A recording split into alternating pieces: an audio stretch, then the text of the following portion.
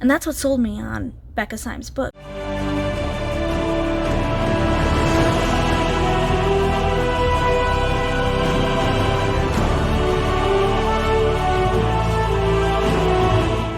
Well, it is the end of a long day, and I've been trying to get to this thing for days, so here goes. Let's give it a shot. I wanted to talk today about a couple books actually, that have been really life-changing for me recently.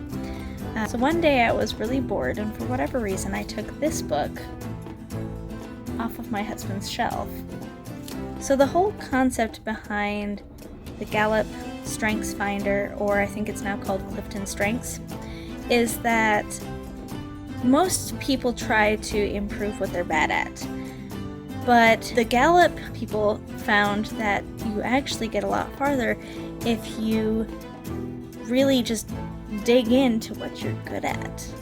So if you are not good at something, with practice, you might be able to improve it by, 10%, 20%, etc.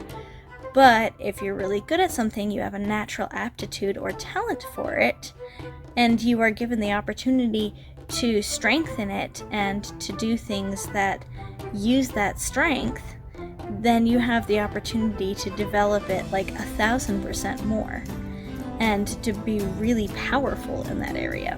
So over decades of research, Gallup identified 34 natural strengths or themes or talents, aptitudes, whatever you want to call them, and identified them and then kind of broke it down and then created a test to help you rank how your 34 fall. I was really intrigued by the research behind it and how much they had put into identifying these strengths and all the studies that had gone behind them. So I like that kind of thing. I like studies and I like the scientific method and everything. So anyway, this is really different than like the Myers-Briggs personality or the Enneagram personality or any of the other, things that you would see out there for personality. This is really about natural aptitude and what can you do to apply your natural aptitudes to your work, whether that's work as a homemaker or work in a corporate field or work, in my case, as a writer. Out of curiosity, I took the test. And the test that I took only gave me my top 5 ranking. There's 34 altogether, so, but the top 5 are the ones that have, the majority of sway in your personality. And I was really surprised by my top 5. They were not quite what I expected, and it took me a little while to is this test really accurate? And then the more I thought about it, the more I realized, no, that's actually really accurate. Scary accurate. And a lot of the reasons why I wasn't sure initially was because I'm not sure I wanted to admit that some of my strengths were my strengths because they had always seemed like weakness to me. For example, my number 1 is positivity. And to me, it's just kind of like, well, what do you do with positivity? Like, there's literally no executive value to that. Like, how does that make you function? That just makes you a nice person, but okay, cool. But what does that really do? And so I was downplaying. I didn't want positivity to be my number 1 or anywhere close to number 1 because it just seemed like it was a useless talent. And then as I was digging into the CliftonStrengths and they were describing how people with positivity actually impact the workforce and move through life, I realized that is a strength. That's a really powerful strength, and it's one that we need more today than ever when the news is all doom and gloom. So I was like, okay, so there's something to this. Anyway, so I kept digging into it. And funny enough, an acquaintance through one of my author groups happened to have just been certified as a coach with the Gallup Strengths Finder focus. And I was like, no way! So I just reached out to her and said, like, howdy, I realized that you had just, you just got certified, like, congrats, I'm actually really excited about this because I just took the test. And she was all excited, and so she was like, hey, let's do an impromptu coaching session that can count toward my some of my requirements. And I'm like, well, cool, all right.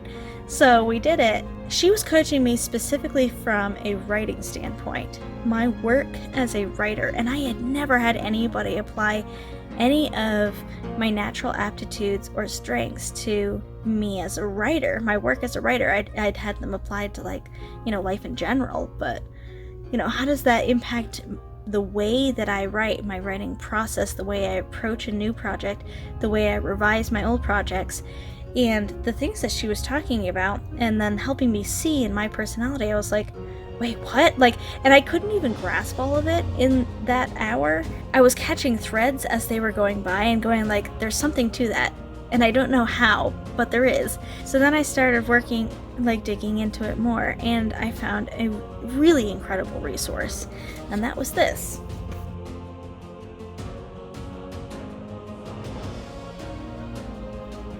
That is the most incredible book, let me tell you.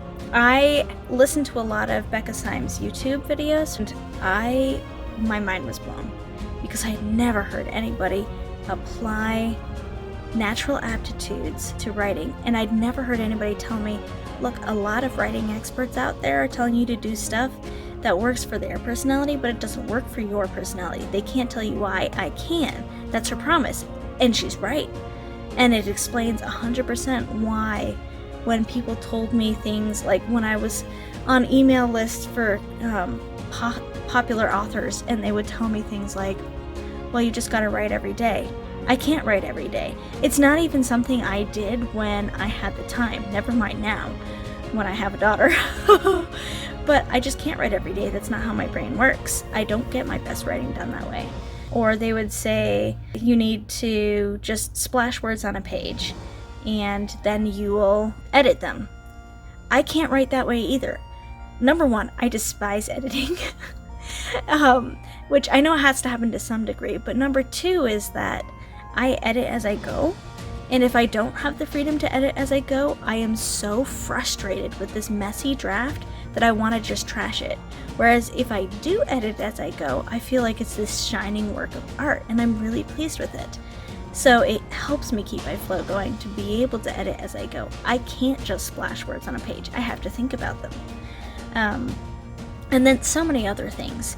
And that's what sold me on Becca Syme's book, because I was reading the first little bits on the Amazon peak review thing, and she mentioned some of those exact things that I had always felt like, man, this process that actually works for me is an unprofessional process. It's not what the real writers use.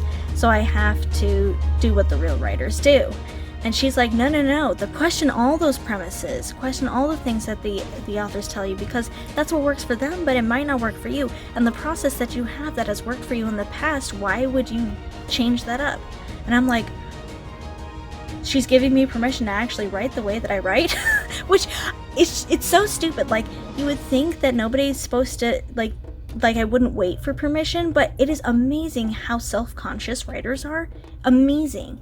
And they almost need somebody to tell them, write like you, do what you do, market like you, write like you, edit like you.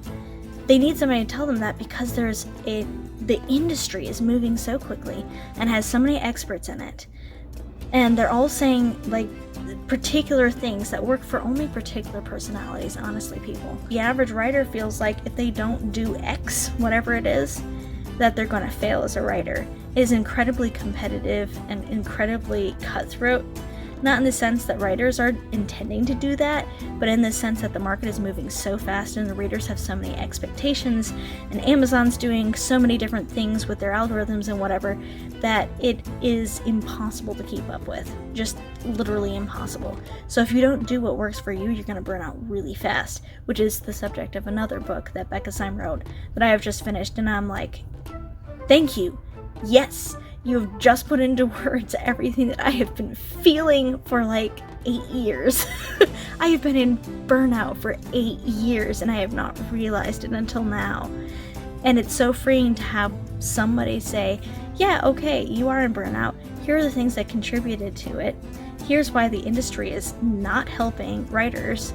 and here's what you can do about it and actually contribute meaningfully to the industry without burning out and actually have a life. And I'm like, oh, where have you been?